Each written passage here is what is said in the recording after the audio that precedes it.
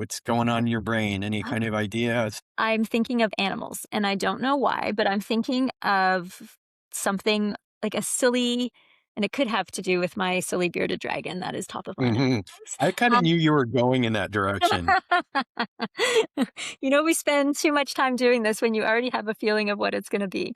But I was just thinking like a little kind of anthropomorphized animal and just something fun that we could do that's so different to what we're doing on the door, right? The door has been very oh, he's got a hat. The door has been very much dark and foreboding and horror and mystery that for this, I just thought we could change the tone, right? And do something that's a little bit silly, character driven.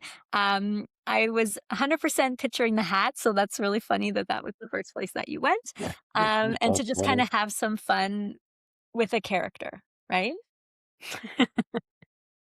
So, if anybody wants to know a little bit about me, I'm an illustrator. I do comic books. I actually have another YouTube channel called My Sketchy Goodness with Wednesday Night Review as the host.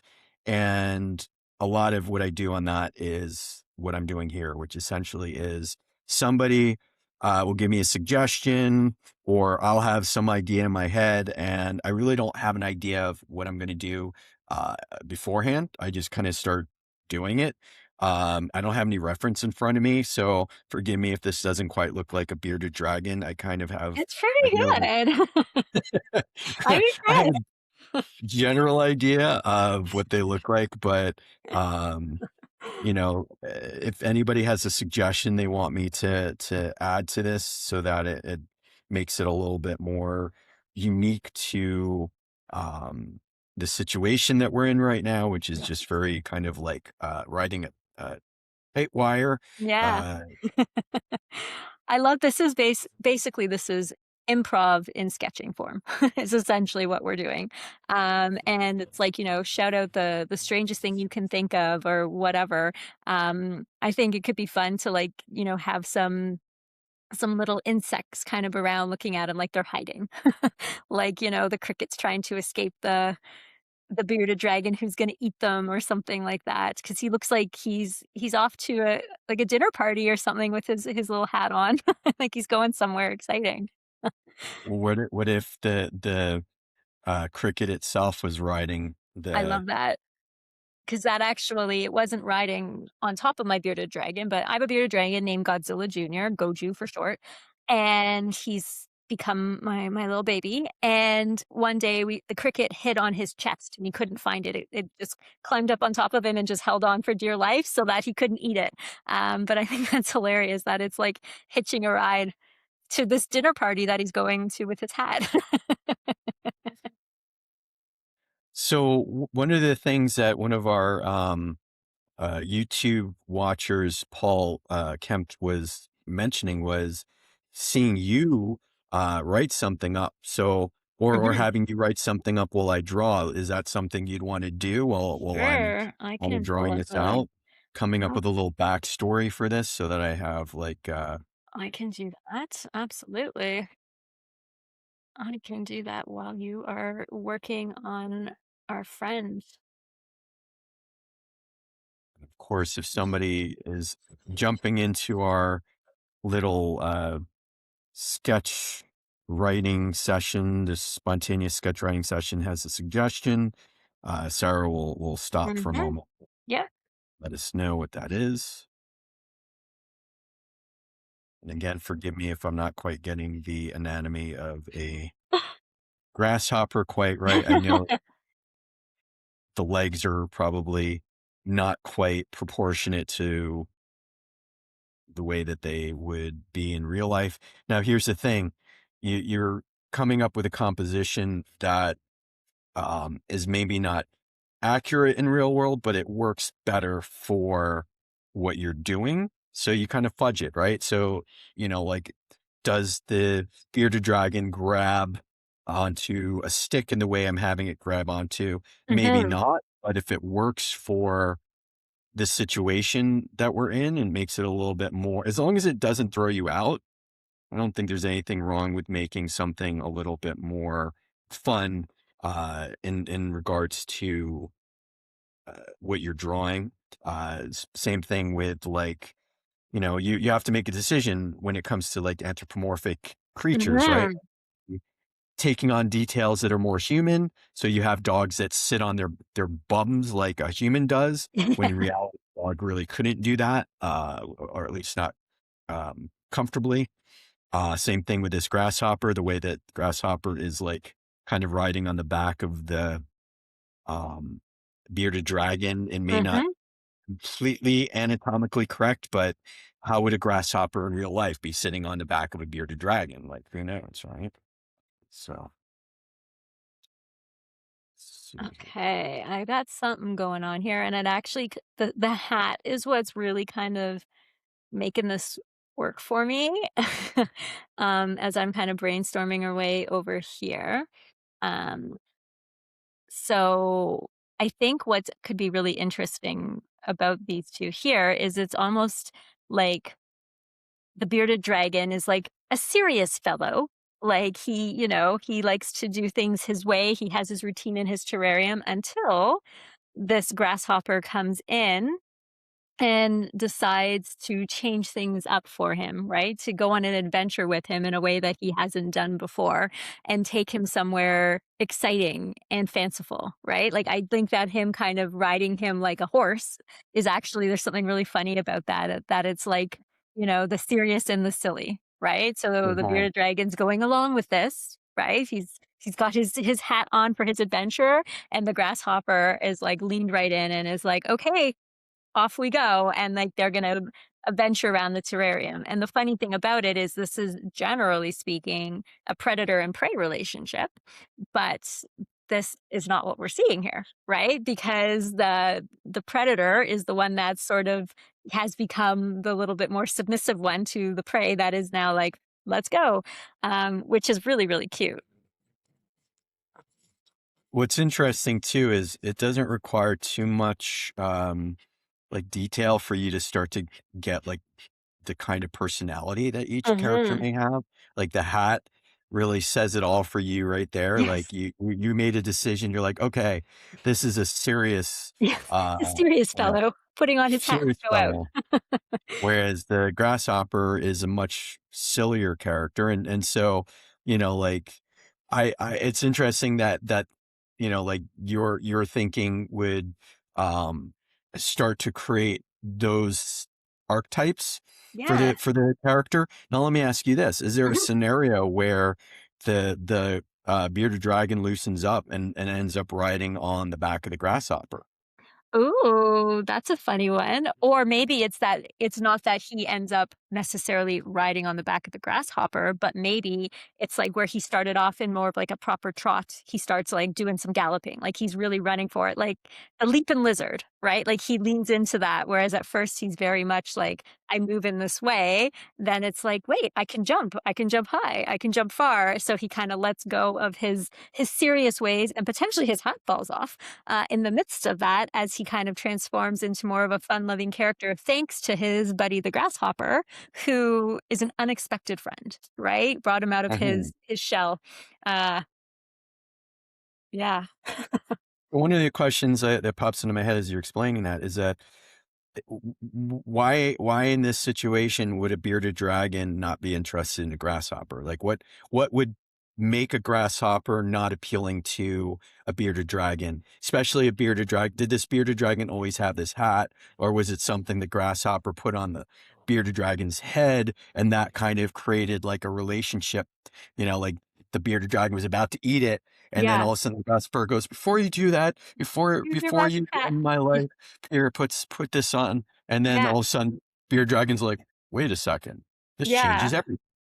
Well, and I was thinking too, because the grasshopper is so big in comparison, that maybe it's one of those situations where it's like, I want to eat you, but I don't think I can. And then the grasshopper is like, well, since you can't eat me anyways, maybe we should just be Mhm, friends, right? Because he's such a big grasshopper that it's a little bit of like, I don't think I can eat you.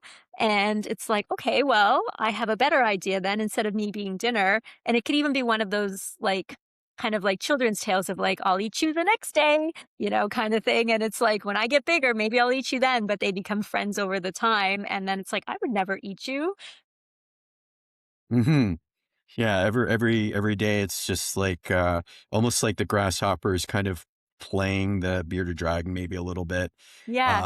Or maybe the bearded dragon knows he's being played, but lets himself be played anyway because he kind of likes the camaraderie of the grasshopper. Yeah, he starts off being like, "Nope, solitary," and then it's like as the grasshopper is using him to get where he needs to go because he's, doesn't have the size or the strength to get through wherever, then while that's happening, they start to become friends, right? Like, it starts off maybe that the grasshopper's using him in a way, and the bearded dragon's thinking, "Oh, in a few days, I'll be able to eat him." But as they travel together with their matching hats, they start to realize they actually have more in common than different and become friends.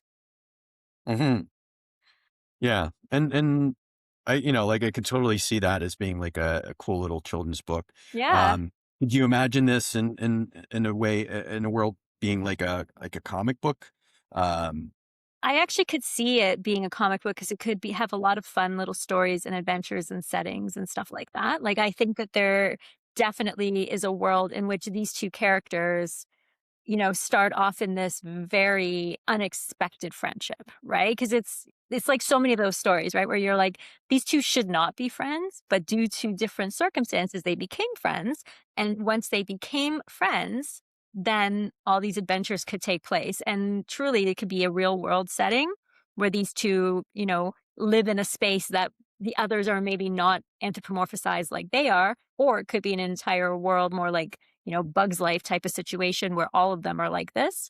But I do think it's interesting partnership between them that you could do a lot with.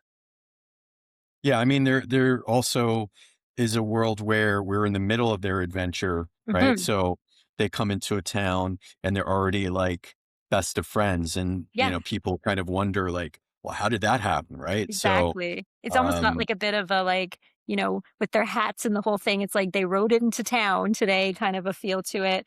And again, you look at it being like you guys shouldn't be friends, but somehow you are. And what happened? Where did that come from? What was the story?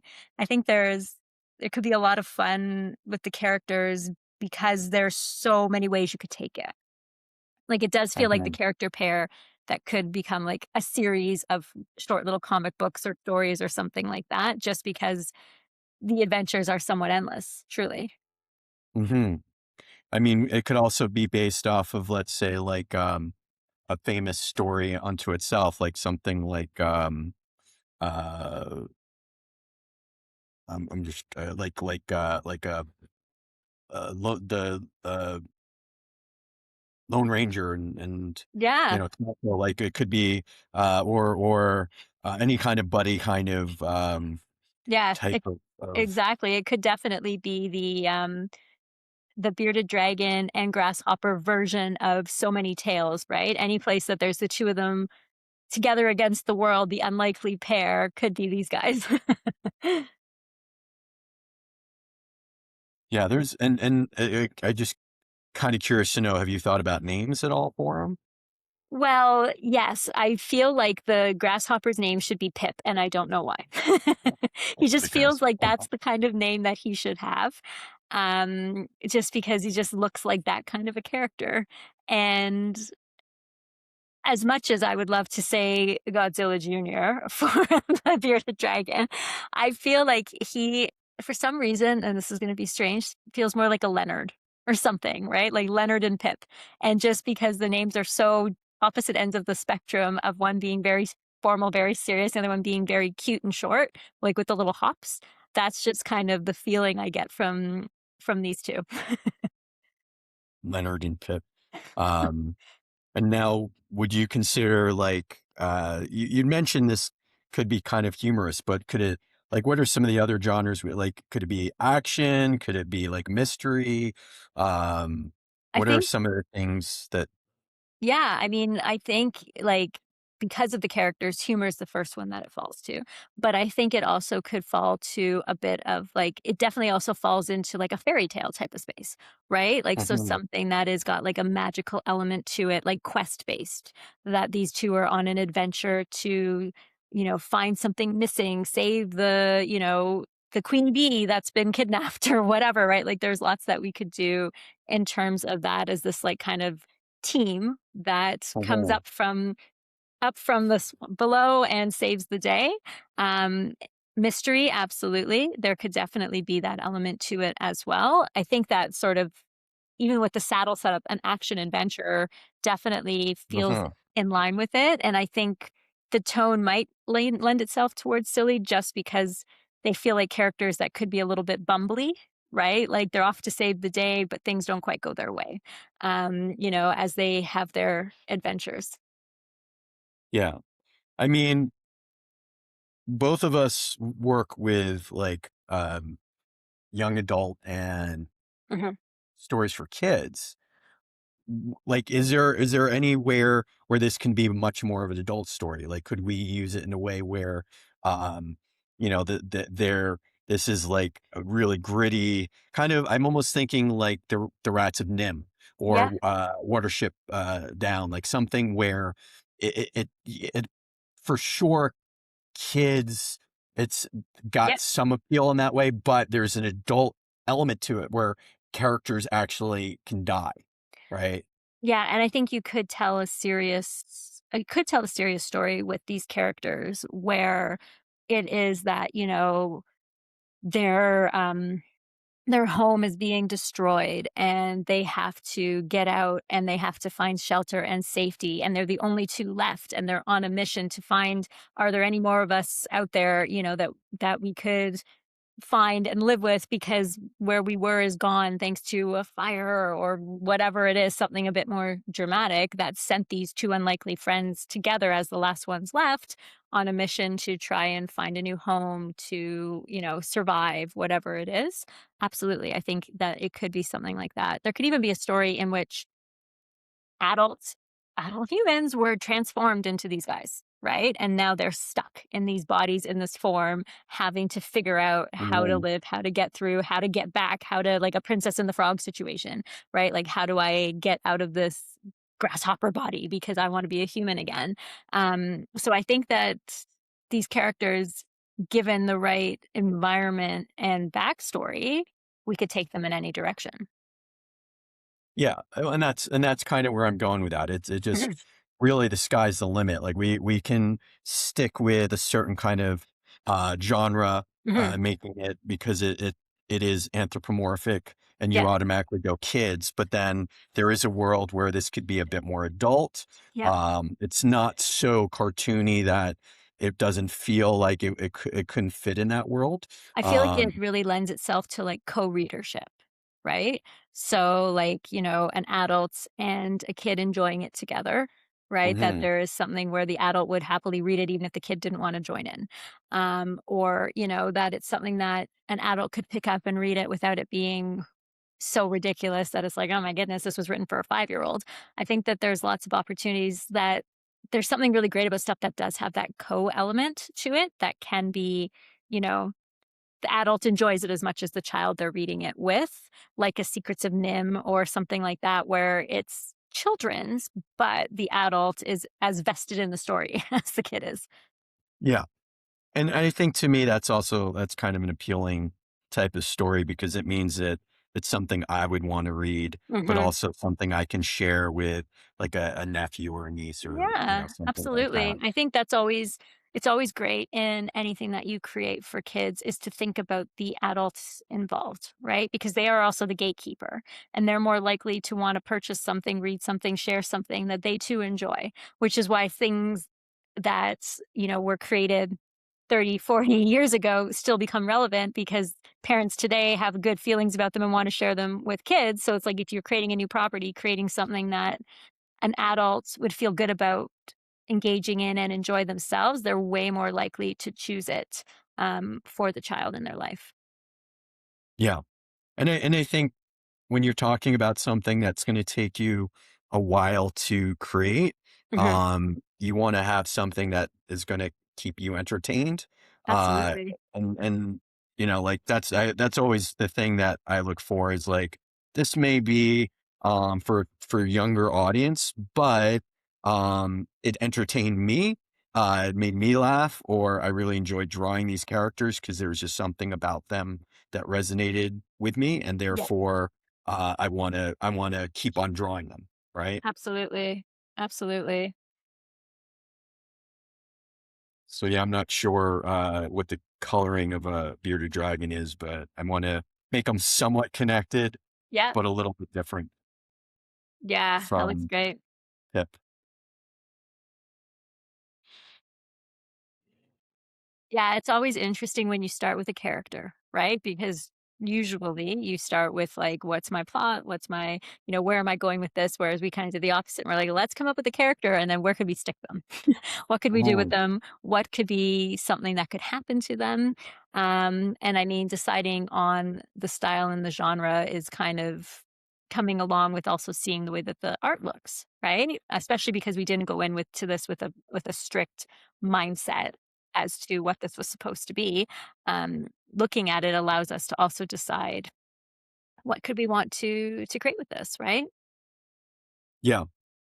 Well, yeah, I mean, you there's all different ways to come up with a story idea. Mhm, Um, like obviously the written word is one way, or having something being drawn first. mhm, That's not what I want to do. Is another way of doing it. mhm. Or the way that we do things, which is it's a much more kind of organic. We're not sure what's going to happen. We're just kind of we're playing, as I said, we're on a tightrope and we hope that we don't fall off, but that's the whole fun of it. Um, and then we come up with something in a very organic way where, you know, Sarah, you're kind of coming up with a story idea. I Mhm. start drawing it, then you start writing something, Yeah, and then you're adding to this story so that I can add more detail or, characteristics to these characters. And then it becomes something not just the two of us, but or separate, but it's something together, right? yeah, and that's always really what I enjoy about this as well, is it's not me giving you a brief and having you execute on it or vice versa. It's a back and forth, right? Like you add things in, I add things in.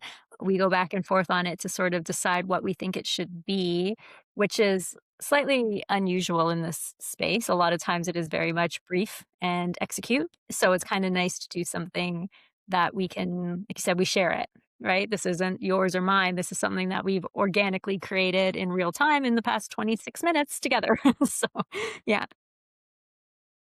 And this may not go anywhere, or maybe there's nothing ever wasted, I always say. Mhm. So we may just this may have been a fun experiment to introduce ourselves at Twitch, Yeah. to see if this is something people want to see. And maybe we'll do something, we're going to be doing different things as we go.